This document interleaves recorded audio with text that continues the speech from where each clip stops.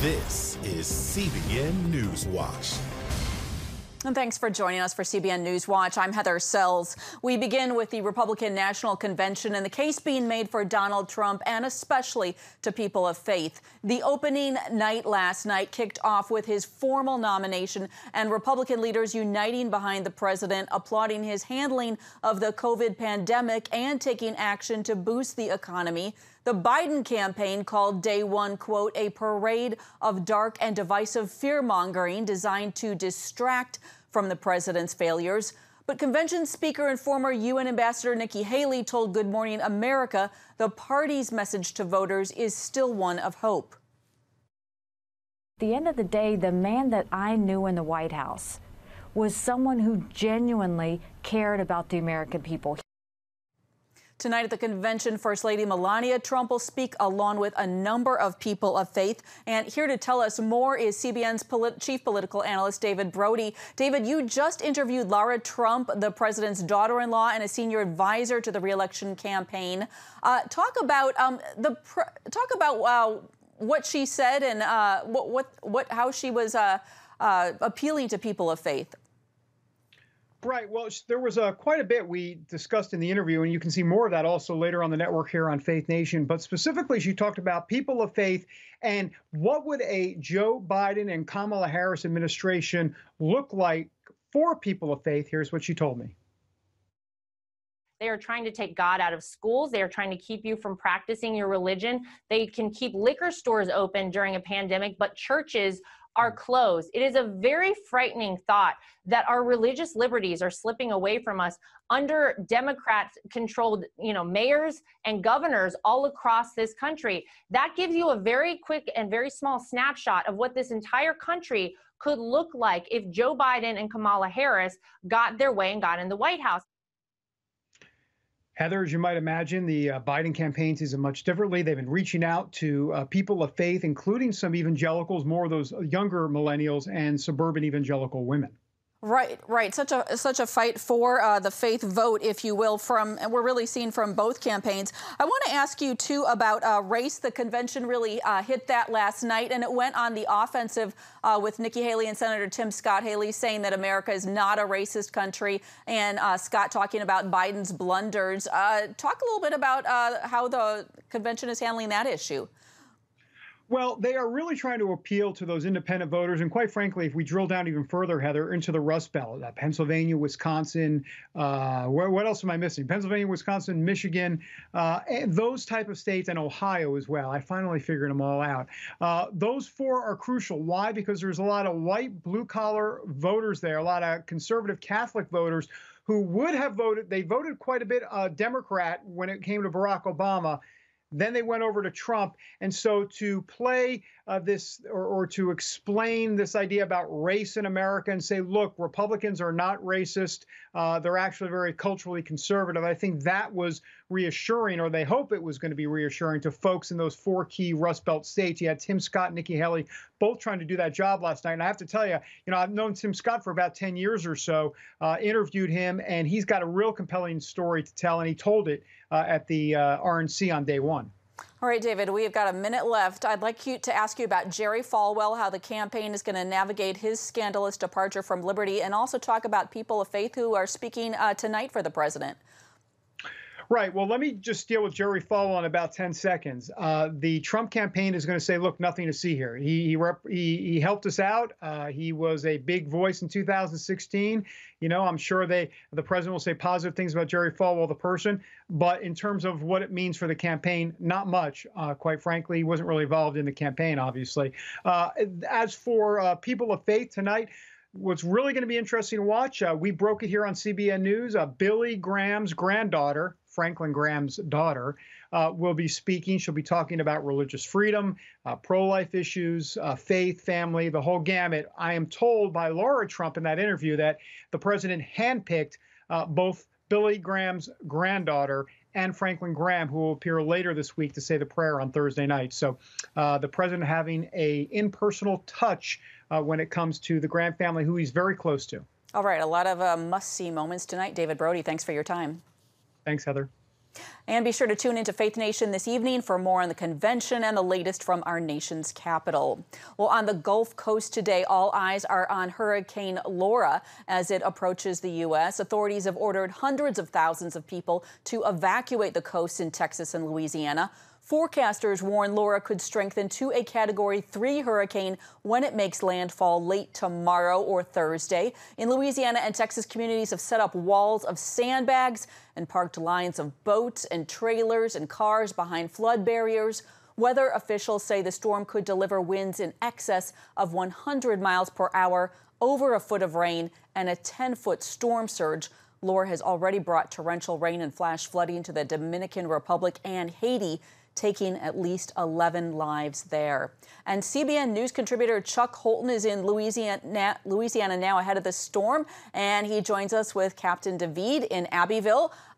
Chuck and Captain David, tell us what you are doing right now to get ready for the storm. Perhaps Captain David, you can speak first. Well, we began starting our preparations Saturday. We've lived through Rita here in Vermilion Parish, so we're not taking any chances. We're not prepping like we did for Rita. We're prepping bigger, on a higher scale, because we know what to expect no matter what. So our high water rescue people and our vessels started being deployed Saturday, and our preparations began with OEP and our surrounding agencies Saturday. So we're prepared. All right, thank you. Chuck, tell us what you're seeing. You landed yesterday in Louisiana. Right. Well, I'm told, Heather, that we're only about 3 miles or 4 miles from the actual coastline of southern Louisiana here, and there's not much between here and there. It's just swamp. But here in Abbeville, they have not had flooding in the downtown area since the 1940s. But they are planning to, just in case, by moving, for example, the police control center up to the second floor, and talking to these residents behind me, they say we're not leaving, we're not going to evacuate, but they certainly are taking it seriously and getting ready. All right, and tell us a little bit more about when you say taking it seriously. What are you seeing and hearing, Chuck? Well, like you see behind us, they're boarding up their windows. We see them sort of fortifying their property. And like you say, the places that they know that it gets wet, that it floods. What are you doing with the jail?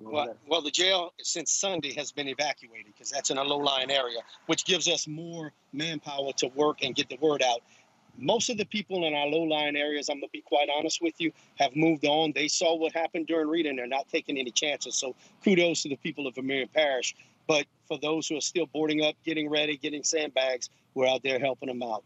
All right, so it sounds like kind of a mix of people evacuating and people staying put. In the lower line areas, those people are getting out. And these are people who have weathered many storms, but they know not to take chances. So the ones that are staying, I believe, are being very prepared for what may come. Chuck, do you know where you will be riding out the storm?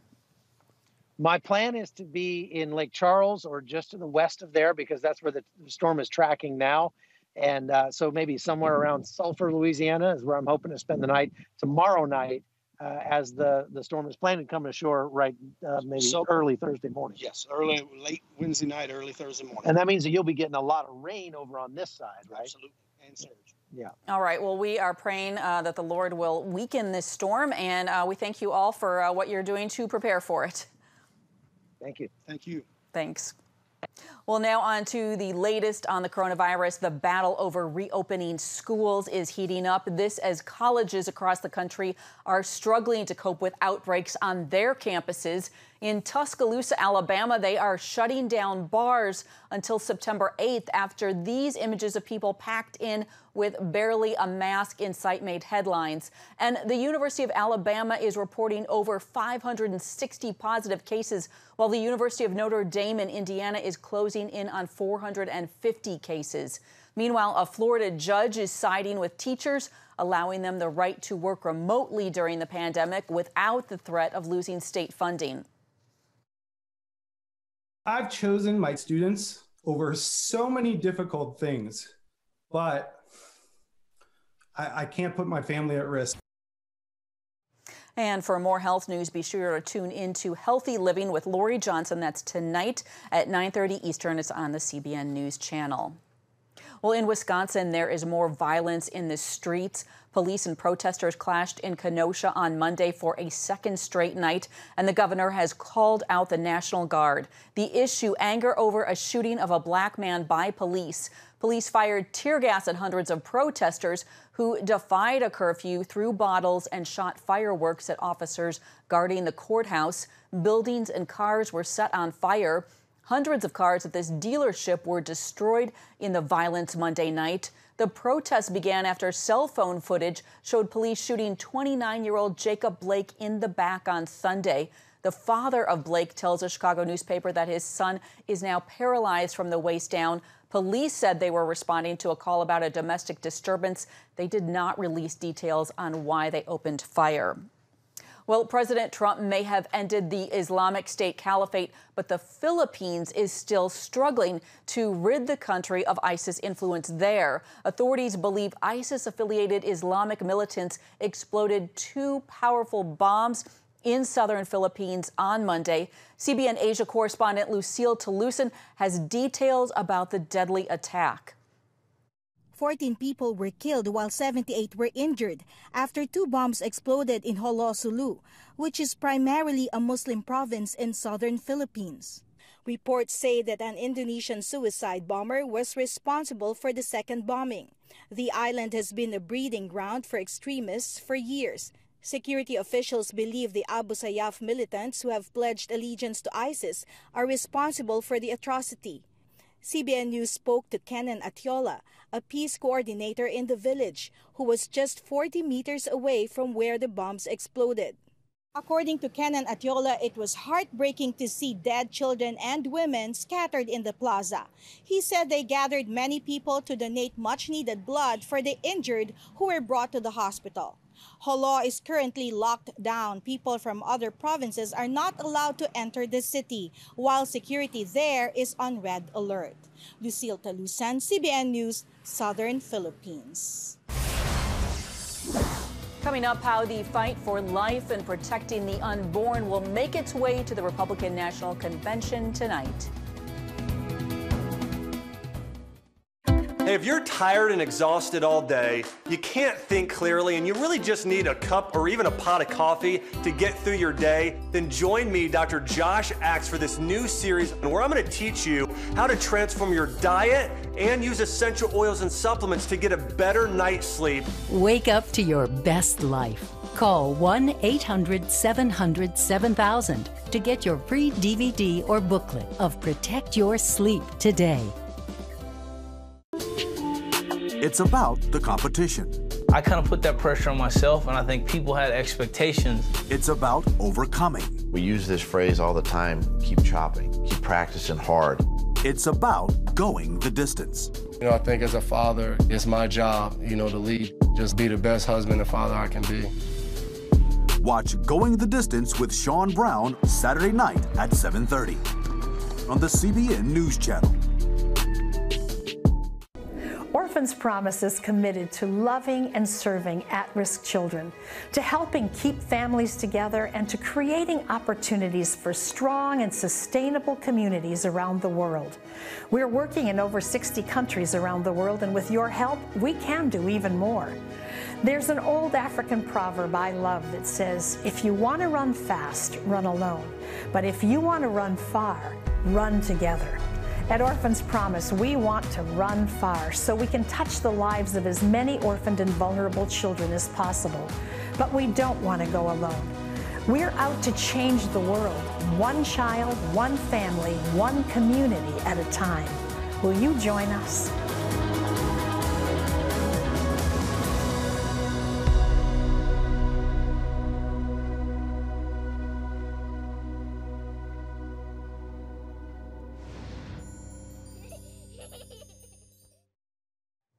Abby Johnson spent 8 years working for Planned Parenthood, growing more uneasy with what she saw until she quit in 2009 and began to advocate for life in the womb. Today, she's the founder of And Then There Were None, a ministry focused on helping abortion clinic workers who want to leave. And tonight, she's speaking at the Republican National Convention. Abby, thanks for joining us. Of course. Thanks for having me on. Well, I'm curious, of course, the Trump campaign could have chosen any number of pro-life speakers for tonight. Why do you think that they chose you? Well, I think because I have, a very real lived experience inside of Planned Parenthood. And, our president wanted to highlight that. He wanted to highlight what actually takes place inside of abortion facilities, particularly our country's largest abortion provider, Planned Parenthood. And he wanted specifically for abortion to be exposed for the barbaric practice that it is. He is pro-life, and he wants people to remember the unborn whenever they go to the polls this November. Now, when you are saying all these things that the president wanted, did the campaign ask you to talk about certain things? What kind of collaboration did you have with the campaign on your speech? I did. I spoke directly to Trump's head speechwriter. I also worked with various speechwriters throughout, working up my remarks.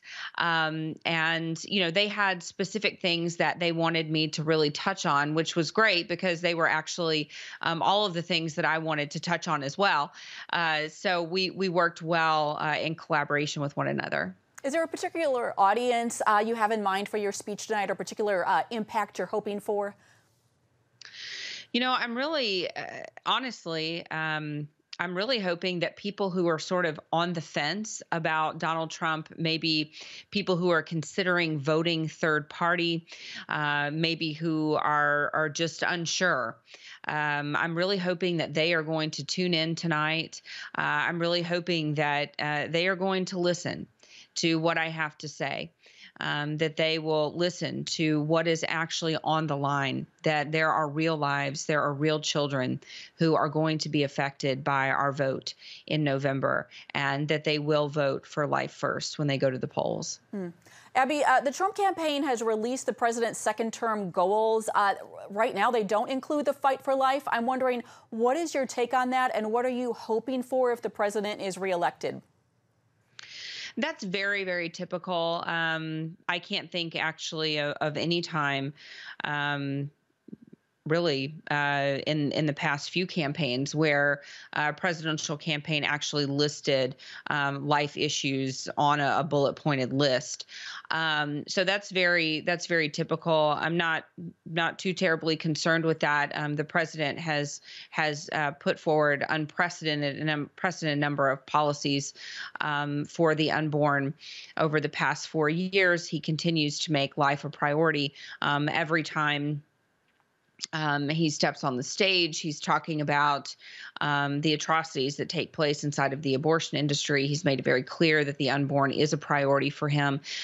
He's made that clear throughout the RNC by having a former Planned Parenthood director step up on stage and expose abortion for what it is. So that's not concerning to me at all. All right. Well, I apologize for cutting in. We're looking forward to your speech tonight. Thank you, Abby Johnson. Thank you so much. Daddy? Yeah, buddy? How many nickels are in a dollar?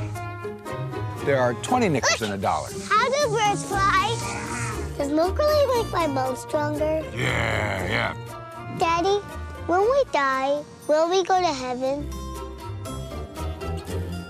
Do you have the answer to life's biggest question? Call the 700 Club. We'll help you find answers to the important questions life brings your way. Watch breaking news, in-depth exclusive stories and programs from health to entertainment you won't find anywhere else. The CBN News Channel, a perspective you can trust. Enjoy credible news reporting from around the world. Discover inspiring programs and stories of hope, all in one place from a Christian perspective. The CBN News Channel, a perspective you can trust. To watch the CBN News Channel, download the app or visit cbnnewschannel.com. Hello, I'm Dr. David Perlmutter, board-certified neurologist and #1 New York Times bestselling author. Wouldn't it be great to boost your energy, eliminate brain fog, and even reverse brain disease? Well, you can, and I'm going to show you how, along with some of the world's most well-respected brain experts in this DVD, Protect Your Brain. Get Protect Your Brain, a free DVD only from the Christian Broadcasting Network, featuring experts on the cutting edge of neuroscience and brain health. No matter how many times you've failed in the past, you really can do this. In Protect Your Brain, you'll discover simple strategies to keep your brain young and healthy. Improve your memory. Discover the gut-brain connection. In Protect Your Brain. Get your free copy at cbn.com or call 1-800-700-7000. If you want to improve the quality of your life, get the DVD Protect Your Brain and get it today. As we saw earlier in the program, in Kenosha, Wisconsin, the nation remains embroiled in demonstrations and violence. Racial discord clearly remains still with us. But Bishop Harry Jackson told CBN's The Prayer Link program that the Bible does provide a way out, and the key is empowering minorities. Here is that interview. You don't believe the Black Lives Matter organization is the best vehicle for change for Black Americans. Tell us why. Well, the Black Lives Matter mantra or call to action is one thing, but the organization is another. And there's an anti-family agenda, as was alluded to earlier, LGBTQ agenda that really is not biblically based. So our opportunity in this moment when so many people are moved and they want to have action after the George Floyd murder and other things that are going on, our best opportunity now is for the church to come together. That's why we said this contract with minorities, because Blacks, Hispanics, and also Asians, this year, kids 18 years old and under, there's a majority minority group of people. 20 years from now, 2040, we'll be a majority minority nation. So whose values will shape the laws that form the land? Whose sense of justice will be foundational for what we do? So the book spells out first an acrostic that talks about empowering minorities, but its foundation is Christian worldview, pragmatic Christian strategies, and if we use the or of prayer and the or of practical public policy, we can move forward across a river of division into our promised land. Well, why do you think abortion has become such a point of division between Black Americans and the Democratic Party? Well, I think abortion started with Margaret Sanger, had an obviously racially, I'm going to use a strong word, genocidal motive, because they thought Blacks were inferior. Early on, Black pastors were actually recruited to help get people to get abortions, and many don't know they were paid money. So I think there has been a league, a covenant of darkness that has gone on, and the Democratic Party has even tried to take God out of its platform, not sing God in the prominent anthems of the nation. And so we're at this place where people who think they're scientific, think they are free from religion, are actually following out a humanistic kind of manifesto of their own. Bishop, real quick, because we're running out of time. Is this why we're seeing more Black Americans leave the Democratic Party?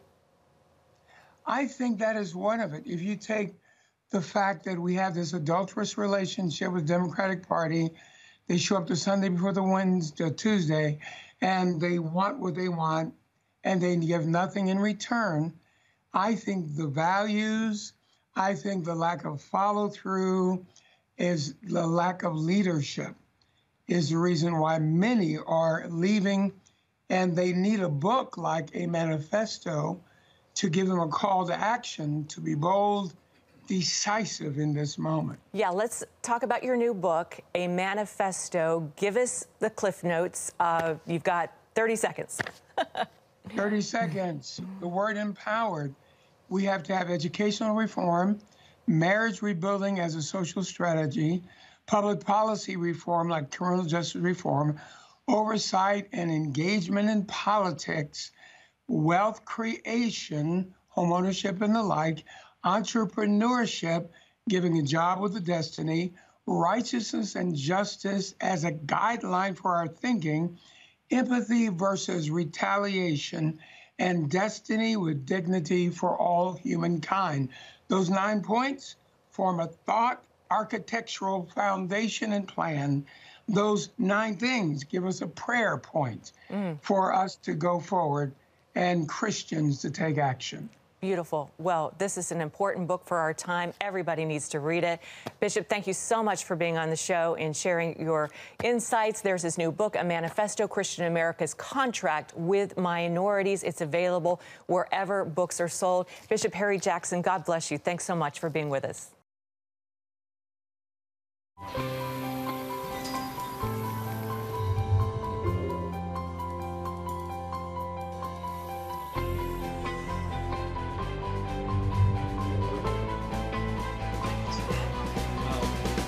I am Regent's first ROTC graduate student.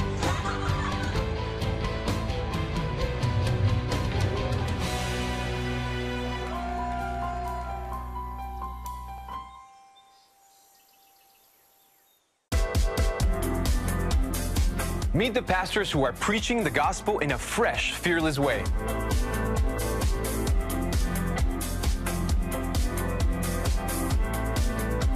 I'm Roberto Torres-Cedillo. Join me each week for Next Gen Voices.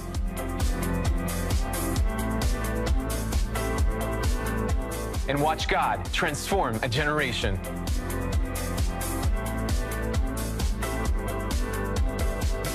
How'd you like to get a redo on your health, on your body, on your arteries, so you could have the energy you had 20 years ago? The great news is you can.